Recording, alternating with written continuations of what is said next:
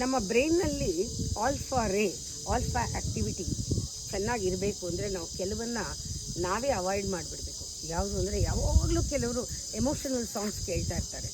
ಯಾವಾಗಲೂ ಕೇಳೋದು ತಪ್ಪು. ಯಾವಾಗಲೂ ಕೇಳ್ತಾ ಇದ್ದರೆ ಆಲ್ಫಾ ಆ್ಯಕ್ಟಿವಿಟಿ ಡೌನ್ ಆಗುತ್ತೆ. ಆಮೇಲೆ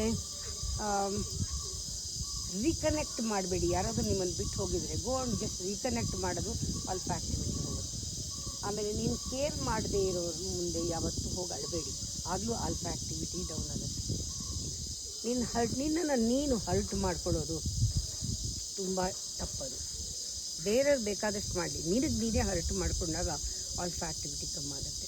ಆಮೇಲೆ ಬ್ಲೈಂಡಾಗಿ ಬೇರೆಯವ್ರನ್ನ ನಂಬಿಡೋದು, ಆವಾಗಲೂ ಆಲ್ಫಾ ಆ್ಯಕ್ಟಿವಿಟಿ ಕಮ್ಮಿ ಆಗುತ್ತೆ. ನೀನು ಎನರ್ಜಿನ ಸುಮ್ಮನೆ ಪೆಟಿ ಥಿಂಗ್ಸ್ನ ಬೇಡದೇ ಇರೋದ್ರ ಕಡೆ ಎಲ್ಲ ಎನರ್ಜಿ ವೇಸ್ಟ್ ಮಾಡ್ತೀಯಲ್ಲ, ಅದು ಮಾಡಬೇಡ. Never beg twice. ಒಂದು ಸತಿ ಬೇಡು, ಎರಡನೇ ಸತಿ ಬೇಡಬೇಡ, ಆಲ್ಫಾ ಆ್ಯಕ್ಟಿವಿಟಿ ಕಮ್ಮಿ ಆಗುತ್ತೆ.